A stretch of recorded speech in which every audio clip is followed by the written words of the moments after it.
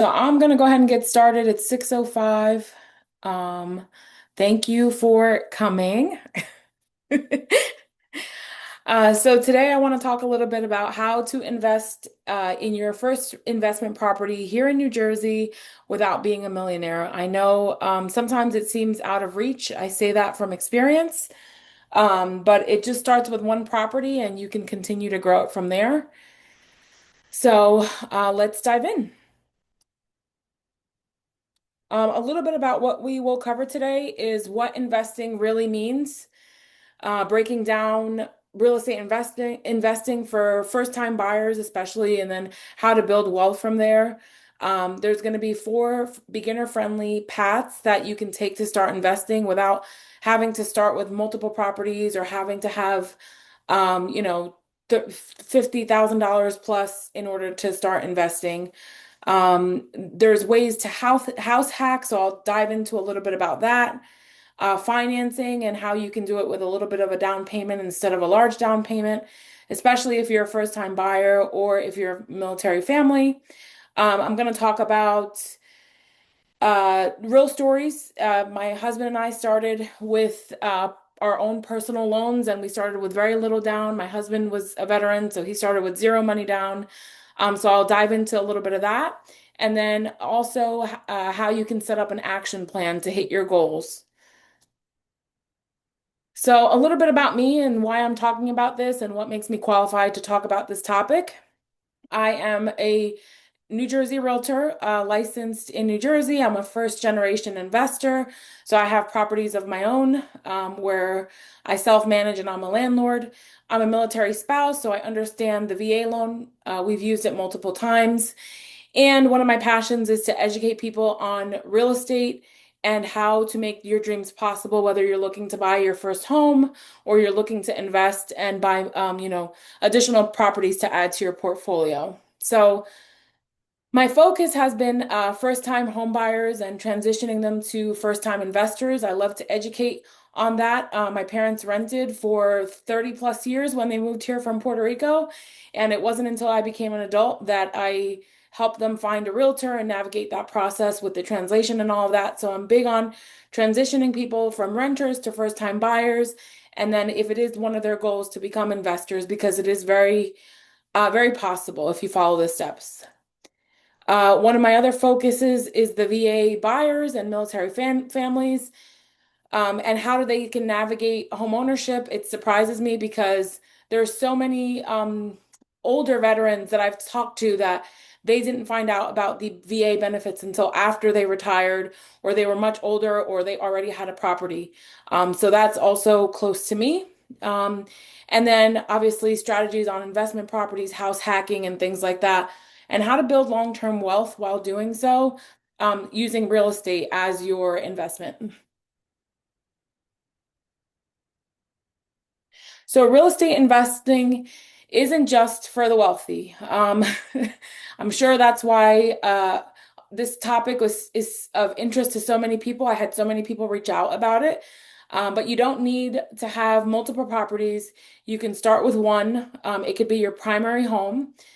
Uh, and it could just be, you buy that one and you wait a couple of years, and then you move on to the next one. So when you think about real estate investing, you don't have to have, 20, 30 doors for you to be considered a real estate investor. The minute you pay and buy even your first home, you're already investing in real estate. And that is something that it will appreciate in value. And after years, you can sell it and make a profit off of that. I say it from experience, and I say it from my family's experience as well. They were able to eventually purchase a property, and they ended up selling and moving to Puerto Rico with the money that they made off of that house. So it is an investment, even if it is your primary home and you don't ever become a landlord. Having real estate just automatically makes you an investor in that field. Your home can be your investment, and there's different ways that you can build general income. One of them being, holding on to that property, living in the property, continuing to take care of that property, and have it build equity over the years as you pay for your mortgage. You will build equity on that property, and then if you ever sell or your family sells after you pass it on, that is generating income, whether it's in the future or you're using it to cash out your HELOC or selling or something like that. So you're building that investment and that equity in your home. And then there's different strategies that with planning do not require a lot of money up front. So we're going to talk about that as well. One smart move starts it all. So a lot of successful investors, and I've listened to a lot of Bigger Pockets and podcasts. That's exactly how they started. They started house hacking. My husband, for one, he when he bought his first property, before we were together, he rented out rooms in his in his home. So personally, that's not my strategy. But if it's, something that you'd be willing to do, I've seen he did it. He rented out rooms. I've also seen that people rent out, say, for example, they have a garage that they don't use. You can rent out the garage as long as your township allows it. And there's different ways where you can make money that way, where it's not just I'm gonna buy it and I'll rent it out. No, you can section it out and rent out different areas of the property. So if you have a big farm with acres of land, you can subdivide the land and you can rent it out to farmers or other people that are looking for space and storage. So there's different ways to do that as well. The biggest thing is that investing starts with education. So if you're not sure, research it, reach out to a real estate professional in your area, educate yourself. You don't have to have, again, tons of properties in order to become a real estate investor. So as I mentioned, the renting the unused space, if you have extra rooms, rent them out. I know I have a family member, they have the mother-daughter, so they rent out the downstairs to a family that they know and they trust. So that generates monthly income for them and helps them pay. So you can ba rent out basements, you can rent out, obviously, as long as they're finished and people can live in them. You can rent out rooms. Um, just make sure you check with your local townships to see what the requirements are to do that.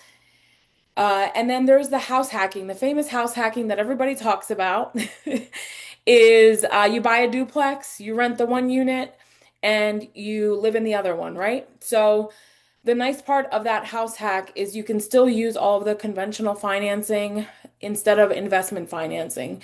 So because it's considered your primary residence, you can use your typical FHA loans, first time home buyer programs.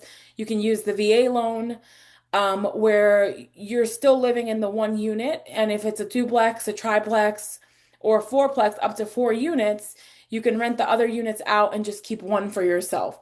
So you have that income coming in to help you pay for the mortgage on the other properties. That'll offset your mortgage, and then you're living in as a primary resident to one of the units. This has become very famous, especially with YouTube and all the videos and different podcasts that talk about this hack. New Jersey, unfortunately, we don't have that many duplexes, triplexes, and fourplexes in the entire state. It's mainly in areas that are closer to cities. So I know Trenton, Hamilton, Burlington, Mount Holly, and then also North Jersey have a lot of those multifamily units where you can take advantage of. But but it is possible. In December, I was able to help somebody. She's a veteran. She used her VA loan. She bought a duplex. She rented the one side, and she lives in the other. So she did 0% down. She obviously paid just for the closing costs. And she has a tenant in the second unit that's helping her pay for that mortgage. So essentially, her mortgage was cut in half. So, just making sure that those numbers work for you, but having that option where you can rent out the other units. It's a big house hack. Again, there's not tons and tons of options of those in New Jersey available, but it is possible if you're open to where you'd like to live in New Jersey. And then the third option would be this is something my husband and I did. So when we got engaged, I owned one property, he owned another property, and we decided we were going to rent out one and live in the other. Then after some time, we decided we were going to buy our first home together. So we rented the home we were living in then, and then bought our third home to get a third home. And at that point, we had three properties. So we were renting two, living in one. It happened because we were not ready to sell or get rid of any of those properties. We had already built that equity on those properties and we didn't want to get rid of them. Had a really nice interest rate on them, and we decided to keep them. As long as you do it properly, where you have leases in place, you have security deposits, and all of that, you can send that information to the lender. And they will consider that as the additional income. So obviously you have to have proof, you have to have it in writing and leases in place, but it is possible where you can rent the property you're living in right now, if it's your primary residence and it's your mortgage, and use the lease to buy that next property. So they'll take into consideration your income in addition to the rent for that house to offset the mortgage on that one. So we've done that a couple of times already. Right now we've had four properties. We recently sold one. And we've had, tenants that we've worked through. It's been a good experience. We've learned a lot along the way. But that's another option. And the nice thing is like I said, for me, for my first home, I used an FHA loan. He used his VA loan. So I did 3.5% down for that first property. He did 0% down. He actually told me he had money back on the table at closing because of some of the credits that the lender was offering. Um, and we ended up having properties with just having a couple $1,000s down. I used some money for my 401k to pay for that property, um, which was taxed. So talk to your CPA. But I did not need to have tons of money to put down. And then when you're ready to move again, you can just repeat that process. Now, you do have to live in the property for a number of years before you can actually do that legally and not commit any mortgage fraud. So make sure that your intent is to live in the home, actually live in the home for a number of years, and then you can move on to the next one. So it is a stepping stone to grow onto that and build your portfolio without having to do 20% down or 30% down, which is what typically those investment loans do require.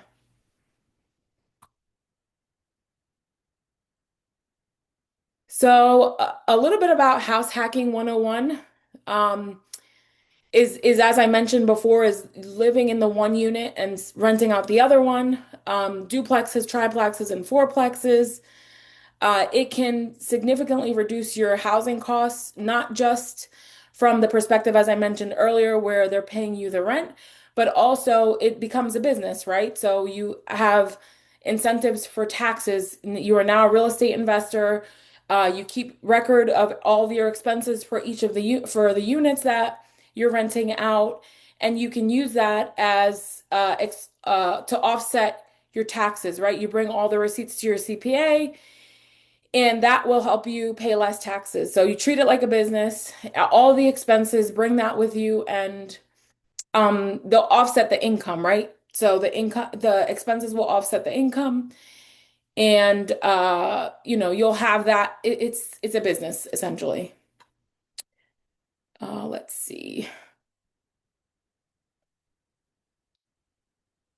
Yeah, and I talked a little bit about this already, which is kind of the story of myself and Isaac's path. We rented out that one.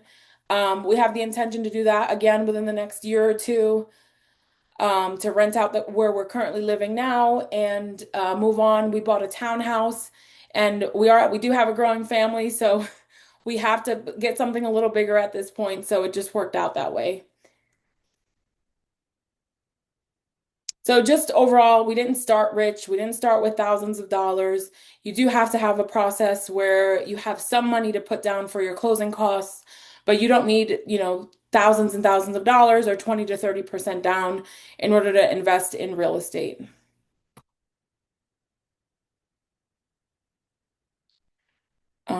Okay, so the VA loan, I wanted to just briefly talk about the programs that the options are, because I know a lot of times people think that you need 20% down even if you're buying your first home.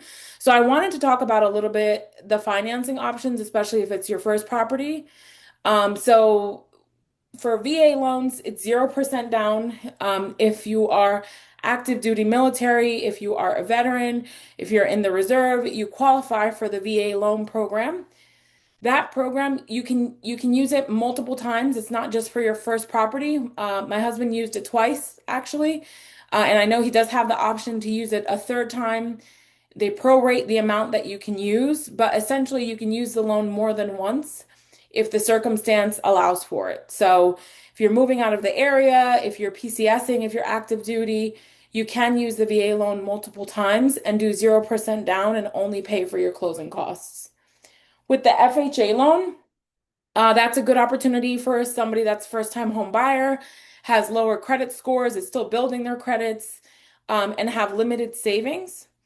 And that one you can do 3.5% down of the purchase price instead of 20 or 30% down. And uh, that helps you get your foot in the door on your first property. And then conventional loans, where you don't have to pay the mortgage insurance, you could do as little as I know this says 5%, but I've seen as little as 3% down for conventional loans as well, depending on your finances and circumstances. But typically, it's 5% or more down towards your the purchase price. That one does require having more established credit and having less of a debt to income ratio, but it does offer additional benefits where you don't have to pay high premiums on mortgage insurance. So, a few important things to consider. I mentioned some of them as I was talking earlier. Is really the zoning and township regulations, right? You don't want to rent out your basement and it's not allowed in your town, and the next thing you know, you're getting a fine from your township. So make sure that before you start renting out or spreading the word that you're renting out a unit or a room, that you get what the regulations are in your township, especially if you're renting to people and you're advertising online, people you don't know. Make sure you are doing things properly because even if you do have a lease in place, if you do not follow the township zoning and regulations, or if they even have CO certificates, that voids your entire lease. So you want to make sure you understand what the zoning and the township rules are, and that varies across the state of New Jersey. So just make sure you reach out to your township to see if there are any restrictions and let them know what you're trying to do and see if that's allowed. With the FHA and the VA loans, it does require you to live in the property for at least 1 year. So before you close on the property, make sure that you understand those commitments. You can't close an FHA loan, live in it for a month, and then go buy another one, or VA loan or something like that. So you want to make sure that you're understanding when you're buying your first property what those loan requirements are, and that obviously you're following what the guidelines are for it. Typically, it's usually a year that you have to live in the home. And then privacy and renting, as I mentioned before, for me, when I had my own home, renting rooms was not an option. So you have to make sure that it's something that you're comfortable with, right? Because if you're renting a room, you're also renting out your kitchen, your living area, that's all common area. So you have to make sure you're comfortable with it. You have other people living in the house and they might have music playing in the room, stuff like that. So before you dive in and start renting out rooms in your house, make sure that's something that you're going to be comfortable with. My husband Isaac, he was completely comfortable. He didn't care. He worked 10-hour shifts. He went to the gym, was never home. So it was fine for him. But personally, you just have to know if that's something that you'd be comfortable because you are trading off that, lifestyle of living independently when you're inviting people to live in your home and renting those spaces out. And planning prevents costly mistakes. So factor in your taxes, the insurance. I know that when we rented out one of our properties that was close to the shore, as soon as it turned into a rental property, the insurance went up like $500 for the next year. So just make sure before you list it for rent or sign any leases, you do your due diligence, make sure that you factor in those property taxes, the insurance, what the maintenance is like, vacancies, right? You might not be able to, once the tenant leaves, you might not be able to rent it out. So you want to have some reserves. So having a reserve of 3 to 6 months of what that mortgage is in case you do have 3 months of vacancy, you're not in trouble. So, yeah. And then also the management, right? Over the snowstorm, we had a couple of people reach out to us about the snow in their driveways and yards. So I had to stop what I was doing. I do self-manage, and reach out to different contractors to get them to go out there, make sure that the driveways were paved. There was no ice and salted and everything. So it takes time. And that's a trade-off, right? You have this passive income, they call it, right? But it's really not so passive when something goes wrong, unless you have a property management company. And of course, that's back to preparing for those expenses where you want to make sure that's accounted for too, right? Those fees that the property management companies charge if you are not self-managing. So just know what your break-even point is before you commit to anything so you're not upside down.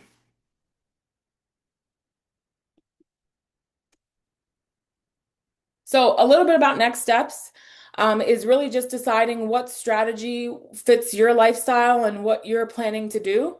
Consider what the timeline looks like, what your financial situation is.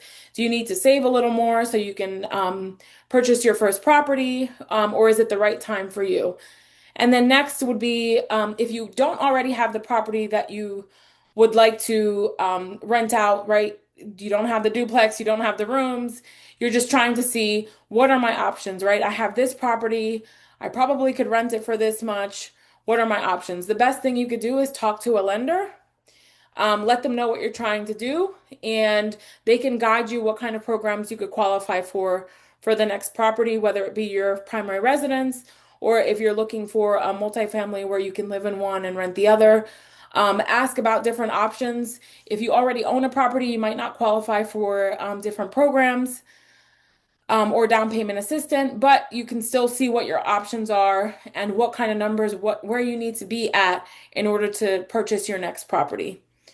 And then next would be running the numbers on a high level. I recommend you run it by a real estate professional. You can always call me and reach out. I can help you calculate what the rents look like in that area. Sometimes people depend only on Zillow, and the information on there is not always 100% accurate. So having that information of what rental income could look like in a certain area based on the type of properties that you're interested in, you'd be able to set yourself a budget and run the numbers to see what works best for you and what you could qualify for. So let's book a call. Let's book a strategy call to see, and we can evaluate your current situation to see where you're at and how we can create a personalized plan. Real estate investing is within reach. I mean, at this point, we've had so many properties I never thought was possible. And again, my parents rented for 30 years, so it wasn't something I learned growing up. Definitely here to provide guidance. I have lenders that are also friends and can help you with strategizing on how you can do that and what your options are. Happy to help. So, and that's it. Does anybody have any questions?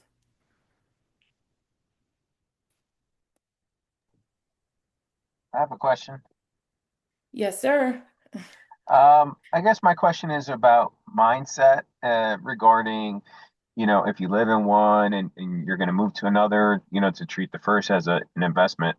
How have you coached people through that, or you yourself from moving from place to place to have the mindset like, hey, we're not going to be here for a long time?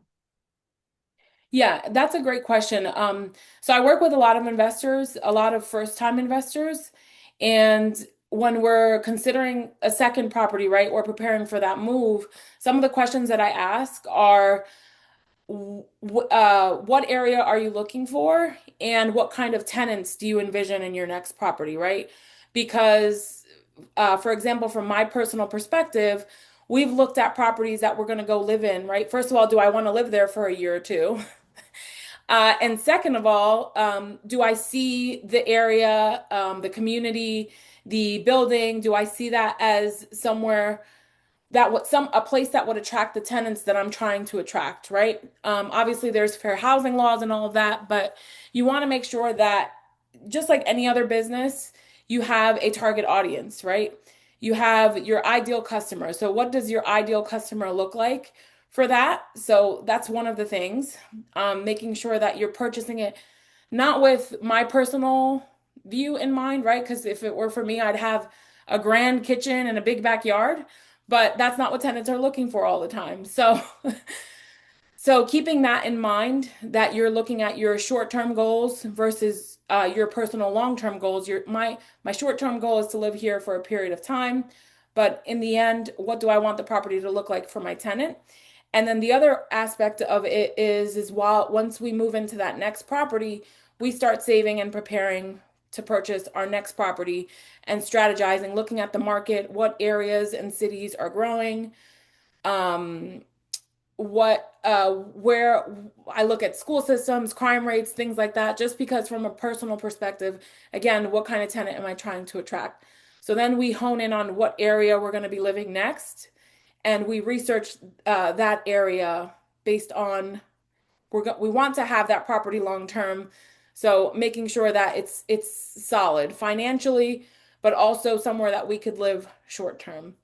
And then saving obviously for that next move to purchase our next property. But I hope that answered your question. Great question. Thank you.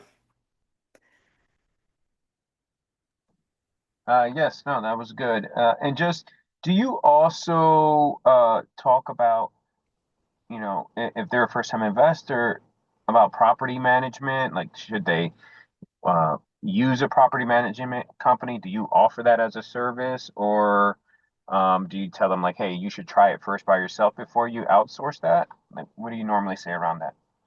So I'm big on education. I self-manage my own properties, and I have the time to self-manage my own properties.